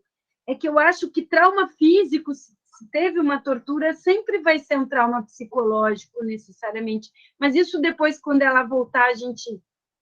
Acho que ela caiu, né? Ou ela está aí? A Daisy voltou. Seja bem-vinda, Daisy. Tu está dando conta de fazer uma mímesis da nossa dificuldade enunciativa. Eu acho que eu já me estendi demais, eu quis passar a bola para cada um, mas acho que as minhas colegas podem dar sequência, ou quem sabe a gente faz uma rodada com eles e volta. Como vocês preferem, gurias? Gínia e Renata? Não, tu já apontaste algumas coisas, eu acho que agora eles falam um pouco, cada um fala, e depois, se for o caso, a gente fala. Eu quero ouvir bastante eles. Eu acho que sim, tu apontaste coisas bem importantes e acho importante haver essa... Quem começa? Pode ser tu, Rafael, não porque tu é um homem, mas porque tu foi o primeiro a apresentar. Bem registrado. Bom, Sentido, claro. Bom, em outros trabalhos, em outras épocas, eu estudei bastante a questão do trauma, e eu sei que a obra que eu abordei e que eu estudei durante a disciplina, ela tem essa questão, mas o que mais me chamou a atenção, e especialmente que mais me provocou a reflexão, e especialmente pelo fato de eu ser homem, é a questão da violência de gênero, né, que está presente na obra. A obra em si, até, das leituras que eu fiz durante a disciplina, ela foi talvez a obra que eu menos gostei, assim, em termos estéticos, em termos de assim, realização de leitura mesmo, essa história, nossa, ela realmente é muito bem estruturada, assim. Tem algumas questões nela algumas, sei lá, algumas provocações, eu entendo que seja da autora, e que deixam em dúvida o que é narrado, que eu não gostei muito, assim, em termos de leitor mesmo, assim. Mas essa questão dessa abordagem dela, dessa personagem, né, que ela é presa, torturada e violentada sexualmente, e ela gera um filho desse ato de barbárie, isso me chocou muito. E isso é algo que ainda está fazendo eu refletir, porque como eu, homem, posso falar sobre uma experiência que é muito feminina. Eu não tenho um útero. Hoje de manhã, a professora Luciana falou disso, que é importante que nós, homens, falemos. Mas como nós falamos, é algo que é difícil falar. É difícil. Aqui nessa mesa mesmo, está eu, de homem, e o Arnaldo. Ao longo da escrita do meu trabalho, e que na verdade é um trabalho que ainda está em progresso, foi só o primeiro momento que eu escrevi ele, eu fiquei refletindo muito como me colocar nisso. Eu não sou machista, eu acho que isso eu não precisaria querer argumentar a favor, mas eu cresci num universo machista. Existem coisas que para mim, eu tenho que constantemente refletir para ver a forma como eu enxergo as coisas. Então, quando eu me coloco como homem para escrever sobre uma personagem ficcional, mas que ela reflete a realidade de personagens de pessoas históricas, pessoas que nem fazem parte dos anais da história, que foram omitidas, né? Pessoas que morreram em prol da ditadura, mas que ninguém conhece essas pessoas hoje, que são mulheres e que sofreram algo assim que é inexplicável, e não tem como não se referir ao fato que aconteceu ontem, que hoje de manhã já foi mencionada. Então, enquanto homem, é algo muito desafiador, sabe? Porque, por mais que eu compartilhe da ideia, eu não compartilho da experiência na mesma proporção. Então, como falar dessas experiências, né? Foi o que mais me... Já que tu me citaste, tá? Eu já falei demais, mas já que tu me citaste, eu só queria apontar, porque eu acho isso muito importante mesmo. Como que a gente vai falar de estupro apenas entre mulheres?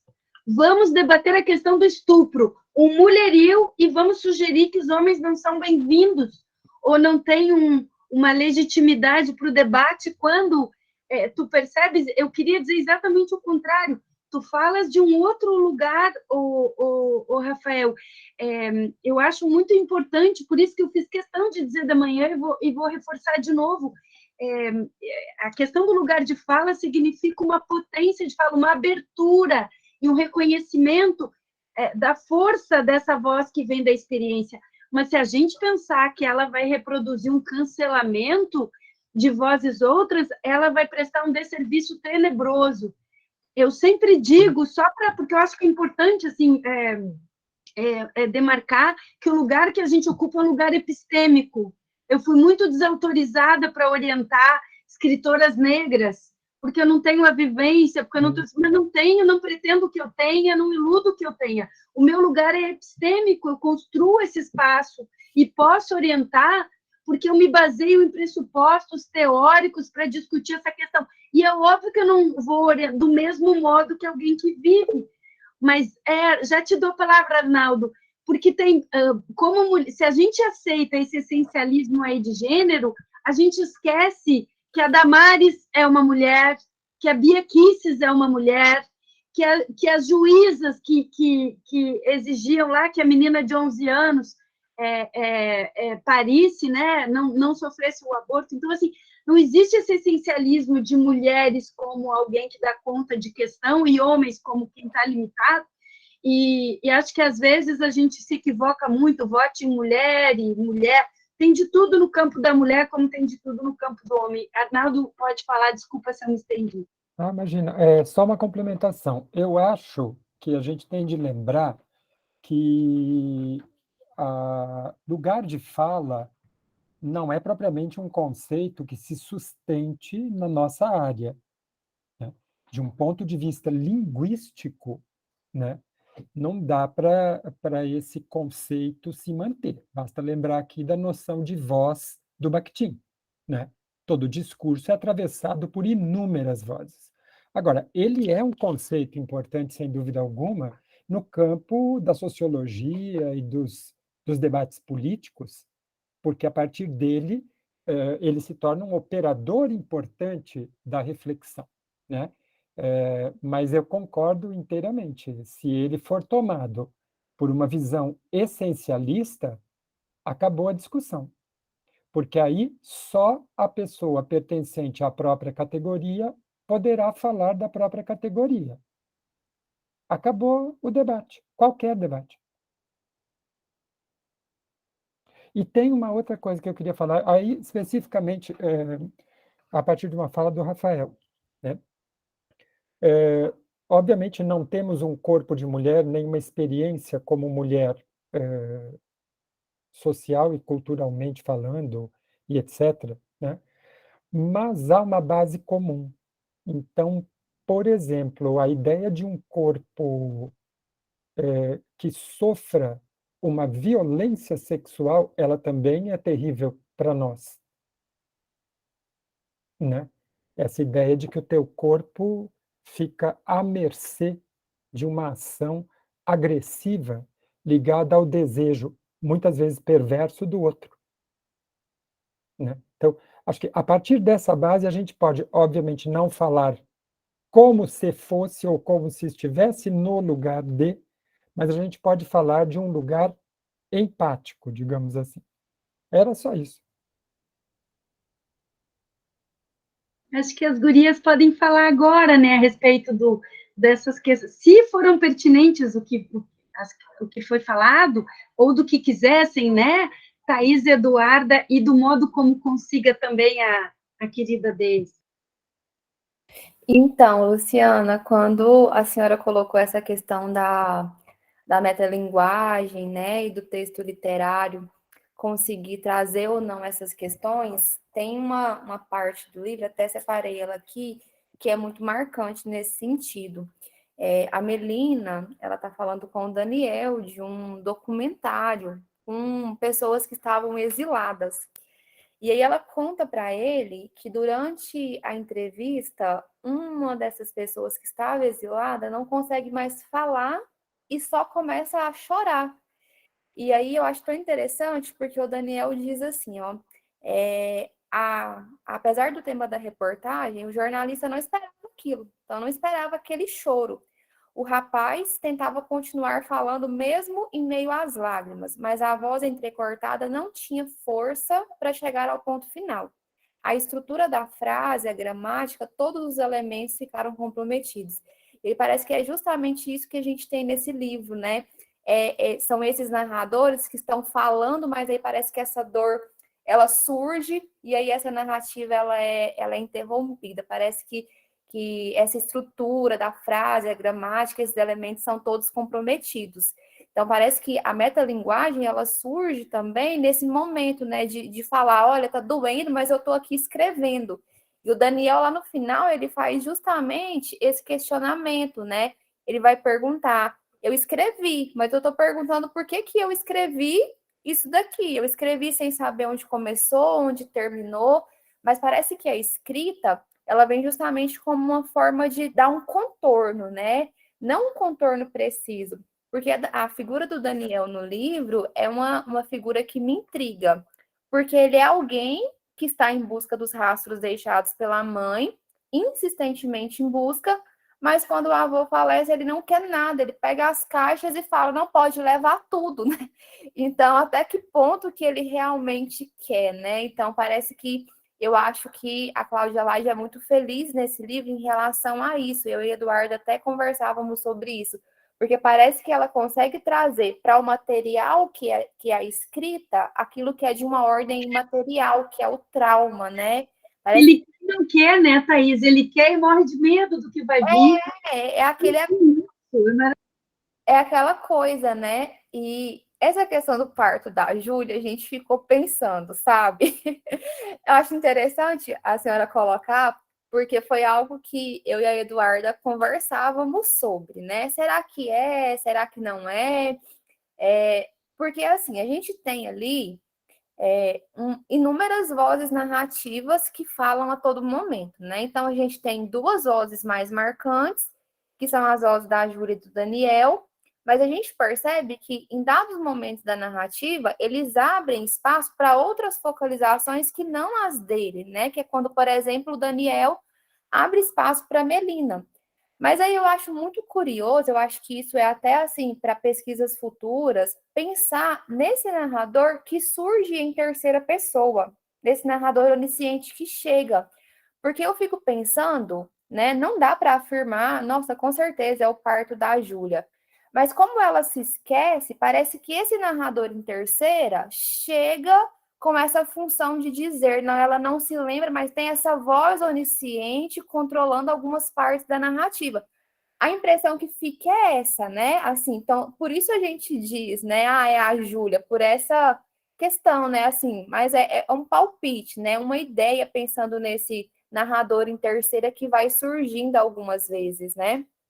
E sem contar também que a Júlia é como se fosse essa representante de todas essas outras mulheres que aparecem, né, para falar desses traumas que ela viveu. Então, acho que ali na página 91 tem esse relato da grávida sofrendo, né, tendo o parto sem a anestesia, enfim, e depois lá na frente tem essa passagem que a gente colocou, né, na nossa apresentação sobre essa mão na cicatriz ali.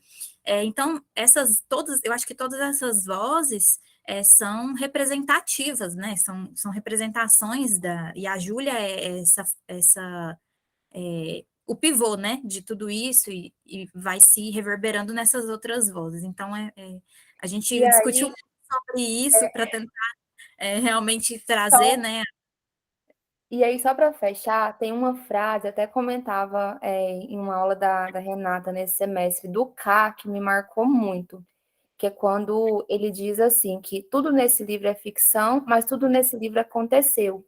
Então, talvez ele não fosse a Júlia, né? Mas possivelmente foi uma coisa pela qual ela, enquanto grávida, naquela situação, poderia ter passado também, né? Não só ela, mas... O trauma é coletivo, sendo ou não sendo, cabe ali, porque ele extrapola o individual, né?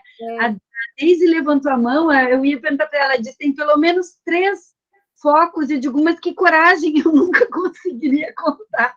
Fala, Daisy.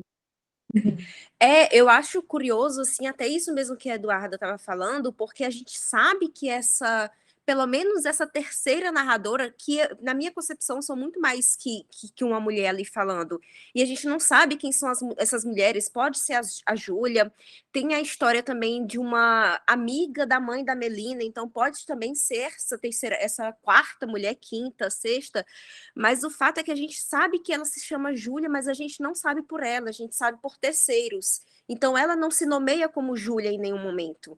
Então, reforça ainda mais essa ideia de que ela é a Júlia, mas ela, ao mesmo tempo, é outras tantas, ela é várias. Ela é Júlia, mas ela é a tal Maria, que a gente sempre fala, né? A Maria, todos somos Maria, todos somos Júlias, então, ela é inúmeras. E é uma coisa mesmo engraçado que até é curioso, né, que a própria Cláudia Lage falava que quando ela começou a escrever o livro em 2011, ela escrevia unicamente pelo ponto de vista narrativo da Júlia. Então ela era a única narradora dessa história. E o impacto das coisas que foram acontecendo na nossa sociedade, no Brasil e na forma com que a nossa política foi se desenhando em todo esse tempo, a autora sentiu esse ímpeto, quase que uma obrigação de mudar esse ponto de vista. Então, ela fala que em 2016, ela praticamente reescreveu o livro inteiro, porque envolve então, já um pouco essa questão do lugar de fala que a gente falava, ela não se sentia mais à vontade, colocada naquele papel mesmo como uma porta-voz da Júlia. Então, ela queria, sim, e tentou procurar outros modos, outros contornos para chegar àquela história que ela achava que não conseguia mais alcançar pela vivência de alguém que era tão inacessível a ela. Então, nisso que veio justamente essa ideia, que eu acho que foi muito bem executada, de trabalhar com esses narradores de forma tão incontável, que é o que eu falei, que a gente não sabe se é mesmo só o Daniel, e o Daniel assume um pouco a voz da Melina, mas ele assume de uma forma tão delicada que, às vezes, eu lendo, por exemplo, eu me esquecia que não era a Melina que estava falando, porque é uma voz que domina a narrativa. E com essas outras mulheres. Então, realmente é um trabalho de narratibilidade assim que casa muito bem com o sentimento e com a carga emocional que o livro carrega. Gínia, Renata, vocês gostariam, as gurias gostariam de interagir umas com as outras? Depois tu me fala onde tu viste as três. Não, eu só queria dizer que esse livro, a primeira leitura que eu fiz, me entregou muito, porque eu queria ficar organizando essas mulheres, queria encontrar a Júlia, aí me entregou de não, tem que reler, aí eu decidi trabalhar com os meus alunos, né? E eu acho assim que nenhuma é a Júlia e todas são a Júlia. É isso aí que vocês estão dizendo. Não pode dizer esse aqui é a Júlia, porque aí depois eu li mais 2 vezes para dar aula. Então, aí estudei, né? E não sei também se cheguei a alguma coisa. Adoro livros que me intrigam, tipo esse. Então, aí eu acho que são várias, né? Assim, porque há essa questão da escrita que vocês falaram, né? Todas vocês falaram, e me parece que ele está tentando escrever para elaborar esse trauma, para tentativa de elaborar esse trauma, e está escrevendo para encontrar essa mãe, tá? Só que ele tem apenas alguns rastros, né, que ele tenta perseguir, não chega a lugar nenhum, né? Mas tanto é assim que tem aquela história que vocês falaram agora, daquela fotografia, que é uma das narradoras, que talvez seja, né, provavelmente é a amiga da mãe, né, da Melina, e ali tem uma história também. Ele abre o livro com aquela história, essa foto vai reaparecer inúmeras vezes, né? Então, são inúmeras histórias. E eu acho que realmente esse não abrir a caixa é que dá algo forte para o livro. Porque quando as coisas são muito explicadas, elas perdem. Né? Esses dias eu estava discutindo um texto com uma aluna, disse, Gina, não me empolgou. Eu digo, por que não te empolgou? Porque está tudo muito explicadinho. Né? E nesse não. É isso que deixa a gente aguçado. Né? Então, eu acho esse livro especial. Né? Assim, né? Até desgostei de outros que eu li no semestre, que a gente leu, sei lá, os novos, que nós lemos muita coisa. Desgostei dos outros, não quer dizer que todos não sejam bons, mas eu gostei tanto desse que depois nenhum se equiparava, tá? Claro, são uns poucos, né? Tá, eu encerro então. O Arnaldo quer falar e depois a gente passa para a Renata também fazer consideração. Não, rapidinho, só para complementar. Eu acho que, pelo menos na minha leitura, né, tanto a Júlia como as várias outras que são difíceis de identificar, muitas vezes me pareceu que elas são resultado do trabalho do Daniel. Quer dizer, é ali que ele escreve. Né? Por quê? Porque a Júlia está desaparecida. Né? Então, um dado que me pareceu curioso no romance era isso, quer dizer, você pode ler essas vozes como resultado do trabalho de escrita dele. Era só isso.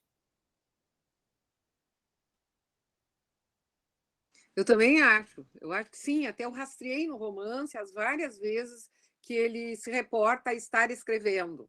Ele amassa o papel, ele não gosta, a Melina diz para ele continuar. Então, eu concordo totalmente. Tá? É um exercício que ele está fazendo para encontrar essa mãe que, enfim, que só tem alguns pequenos rastros, de quem ele só tem alguns pequenos rastros. Tem Renata Rocha Ribeiro.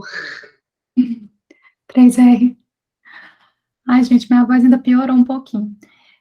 Não, mas eu tô aqui com base na fala do Rafael, da Eduarda, da Thais e da Deise também, né? Acho que em conjunto, a gente pensar essa imagem, principalmente agora nos romances do século XXI, a imagem do desaparecido, né?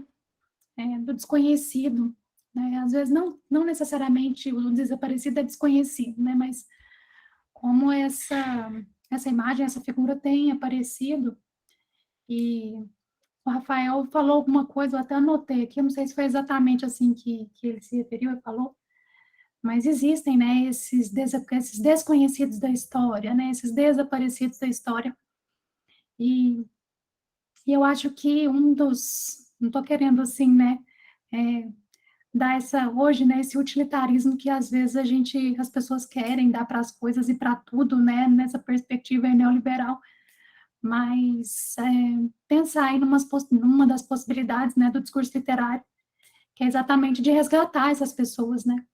Então, a literatura hoje, né, no Brasil aqui, né, esses romances, principalmente, nas narrativas, o teatro também, né, que lida com isso, né, com esses temas, né, e principalmente com a figura do desaparecido, né, eu acho que é uma forma e talvez, né, uma possibilidade de leitura seria isso, né? Então, o resgate que a literatura pode fazer, né, dessas figuras que entram aí no esquecimento da história, né? Gínia Gomes, Não, Sabine, é que a Renata, eu nunca não tinha notado a cara Renata. Renata Rocha Ribeiro e Gínia Gomes. Eu estou fora dessa. Mas só que eu tenho Maria no meio. Ah, Bom, mas mas enfim, esquece, tá tão redondinho assim, poético. é que assim, concordo contigo, é um tema que tem me. Eu tenho, os meus 3 últimos ensaios foram sobre a questão do desaparecido. Eu trabalhei com palavras cruzadas, depois com outono, e agora já fiz uma apresentação lá no congresso lá da guerrilha do Araguaia sobre o Antes do Passado, que foi muito difícil eu trabalhar, depois eu ter lido os 2 ensaios da Luciana, né? Aí eu disse, não, Aí eu larguei os 2 ensaios dela, que são excelentes, tá? E digo, não, vou fazer a minha caminhada, né? A gente se ama, mas a gente não tem uma história. E eu acho muito importante essa figura do desaparecido. Tem 2 livros bem interessantes. Um é do Gabriel Gatti, né, que é fácil, tem em Kindle, e o outro é da Ludmila Catella. É bem bom. Até eu estou para reler esses livros. Pode falar de novo, Gínia, que eu estava distraída. Ludmila Catella. Catella, tá? Aqui, já te mostro. Deixa eu ver onde é que ele está. Está aqui.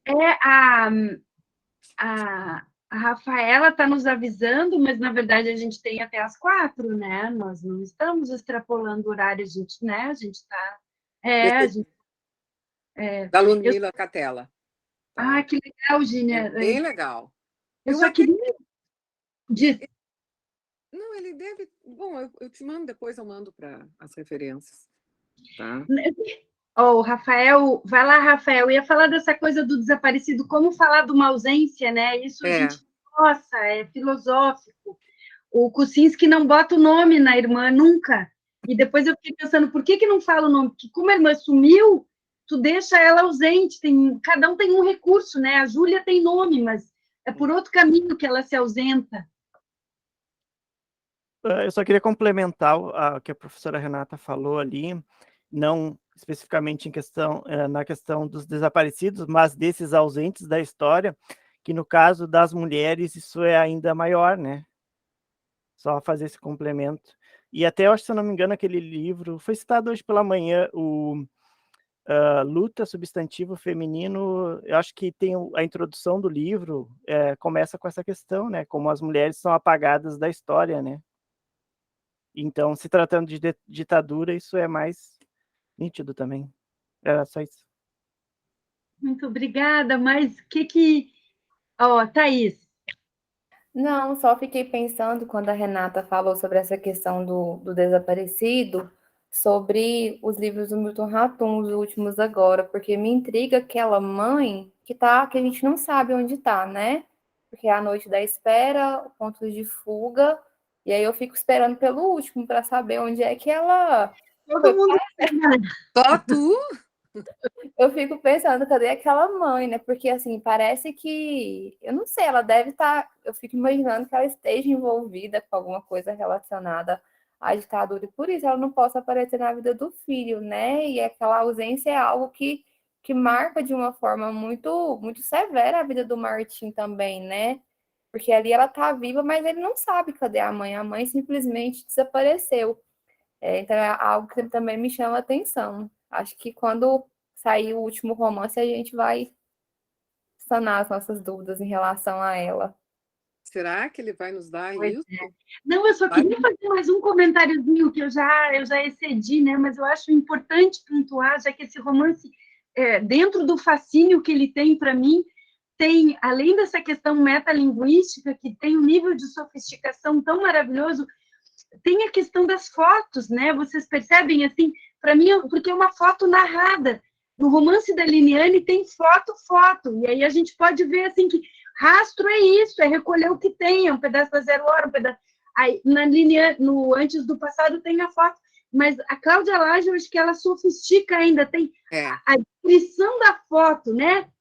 A narrativa da imagem, eu acho que é isso, eu nem elaborei, eu não queria deixar de referir, porque eu acho que é um dado dessa sofisticação, e é tão gozado a Gília falar, vocês, gurias, dizerem que vocês gostam, eu acho esse romance magnífico, mas eu não consigo gostar, o tanto que ele me incomoda, eu acho ele maravilhoso, mas eu não diria que eu gosto dele, eu não gosto dele, eu não gosto, entende? Ele é maravilhoso, mas eu acho que o nível de perturbação que ele me deixa, a excelência dele, ela é tanta que ela me deixa muito dentro disso e eu preciso de um pouco de ar. Mas é o talento dela, assim, só para dizer que eu acho que essa coisa da foto é importante a gente pensar, né, no recurso de narrar a foto. Luciano, eu acho ele que... começa... Ai, desculpa, pode falar. Não, só eu fico pensando que é porque parece que a história é de fato interminável. Eu acho que é isso que perturba no romance, sabe? Ele deixa essa angústia. Eu acho que talvez seja... Eu também concordo que ele tem, assim, toda essa questão da escrita que é magnífica, mas eu acho que ele é perturbador nesse sentido. Porque parece que é uma angústia que é interminável, né? Acho que ela foi muito feliz quando ela escolheu o título do romance. Porque a ideia de que nos dá, eu fico pensando, todo mundo que lê parece que tem essa mesma impressão, né? De que a coisa não termina, de que tá ali, né? E eu acho que ela materializa muito bem isso na escrita quando ela vai deixando aqueles fios soltos, né? Não terminou. Pensar também que é o trauma, né? O trauma é um corpo interminável. Sim. Pode ser uma definição do trauma também. Cadê o corpo? Não achou o corpo. Então, o corpo ele não tem 1,50 m nem quilos. Ele é um corpo abstrato.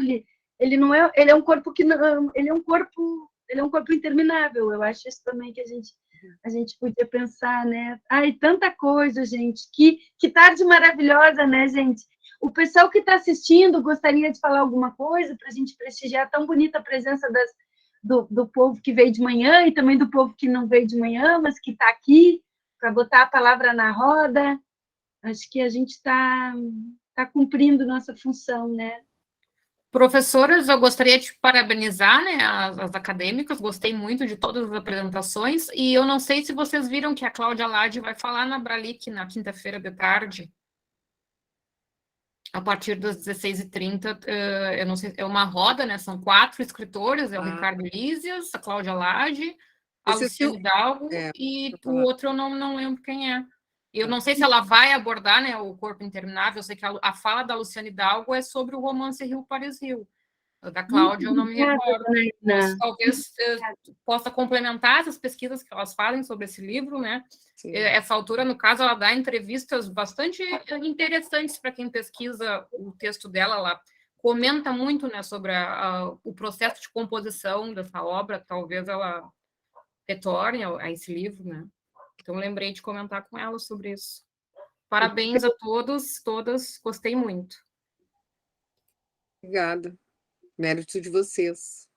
Eu estava pensando aqui uma coisa nesse lugar de falar assim, sobre o tempo, que é o seguinte, ó, discutindo lá com o Rafael, mas reverberando. Eu não sou, né, como homem e tal, essa introdução que é linda a tua fala, o Rafael, ela me toca tanto que eu estou reproduzindo. Mas, por exemplo, assim, eu sou mulher, mas eu nunca tive um filho. Eu sou mulher, mas eu nunca fui estuprada. Eu sou mulher, mas não entende? Então, assim, se a gente vai pegar a experiência, ela escapa. E mesmo uma mulher que teve filho, que foi estuprada, que o filho produziu, a gente vai chegar no lugar tão específico, né? Eu acho que essa questão que é da ficção e todo mundo entende com seus recursos, ler é ocupar um apartamento alugado, eu adorei isso, cada um leva as suas coisas e lê de acordo com as suas referências, e é por isso que é tão fascinante o jogo da literatura, né? O ser mulher não ajuda muito, viu, Rafael? É só isso que eu queria te dizer. Cristiane. Cris.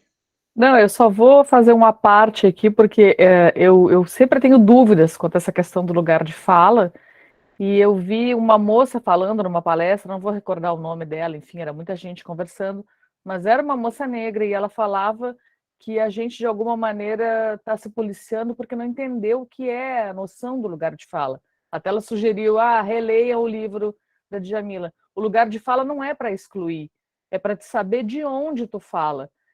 Porque se fosse falar só de um lugar de fala como está sendo mal compreendido em alguns casos, eu não poderia, por exemplo, ter estudado a obra do Guimarães Rosa.